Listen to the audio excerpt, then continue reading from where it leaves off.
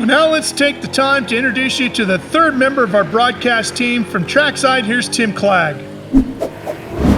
The dog days of summer are in the rear view mirror, and with 2 races left on the 2022 must-see racing calendar, the points race is intensifying. Charlie Schultz holds a 1-point lead over Joe Liguori. Schultz has been the model of consistency so far in 2022. 7 races, 7 top 5s. However, he's winless this season, and his point lead has started to dwindle the last couple of weeks because Joe Liguori's been able to earn some bonus points as the fast qualifier in 3 of the 4 races. There are 2 drivers, however, that are looking to steal the spotlight away from the championship battle. Last week's winner, Ryan Litt, his first win in competition in over 9 years, and Tyler Rohrig, a 2-time Little 500 champion, filling in for the 5-time champion, Jimmy McCune. Well, let's go back down trackside. Here's Tim once again.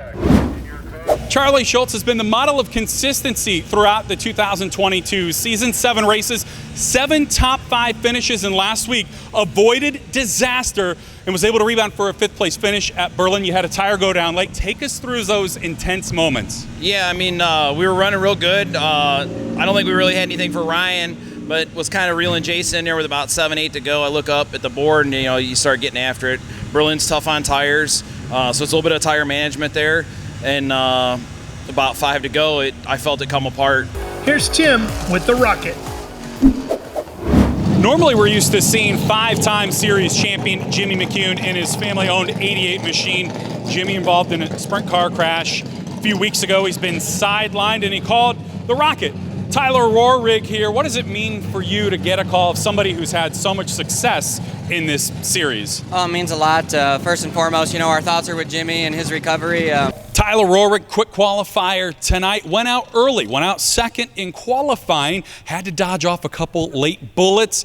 Quick qualifier time, and the first person to greet him was owner and driver Jimmy McCune on the phone. What advice did he offer you? I think he was watching on online and watched my laps and just kind of gave me some advice. He's really good here. I haven't raced here a lot myself, so I'll take any help I can get from him. And we head to the infield to hear from the winner.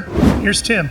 Veteran racer Jeff Bloom able to pick up heat race victory number 1, sponsored by ARP. Jeff, the outside groove hasn't come in all day, but on that start, you were able to find something up top. How were you able to do it? Well, the car was good getting in the corner. It was a little loose off, but I thought, if I'm going to make it, I got to make it on entry.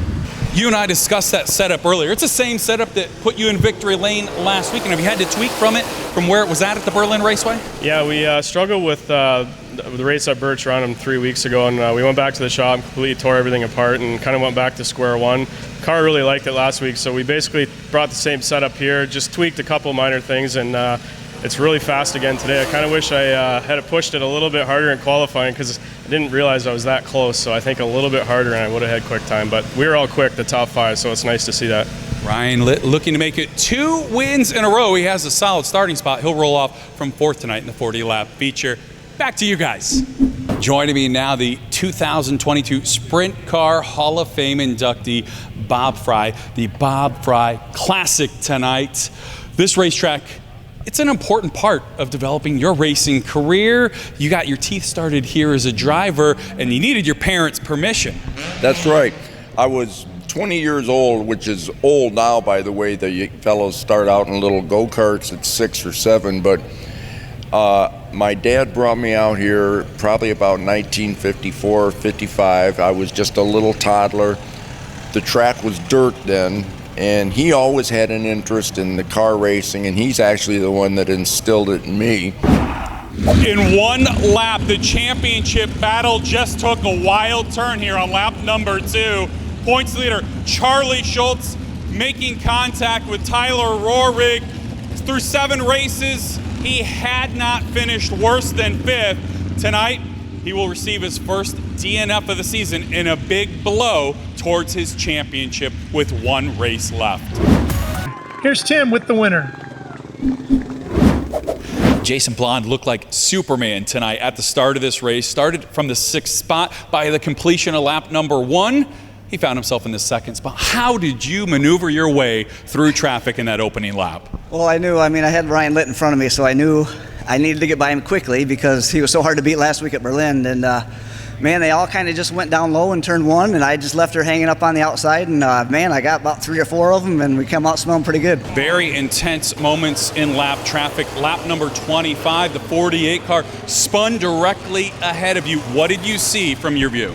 Yeah, it just got loose right in front of me, and for a second I thought he was going to back up the track right in front of me, and then he kind of held his spot, and I spiked the brakes and was able to get around him on the outside. But yeah, that was a pucker moment for sure. Jason Blonde picks up win number 2 of 2022.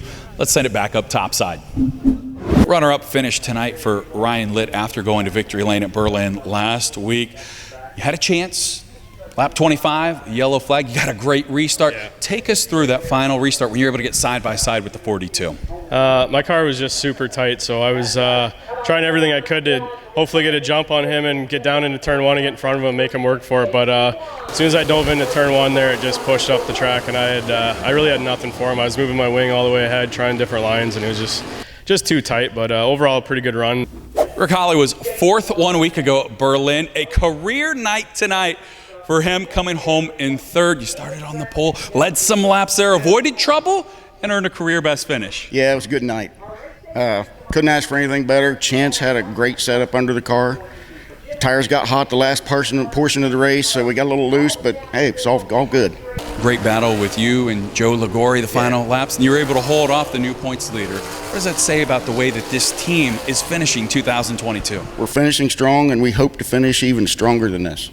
Rick Holley will carry momentum into the final race of the season at Jennerstown in a few weeks.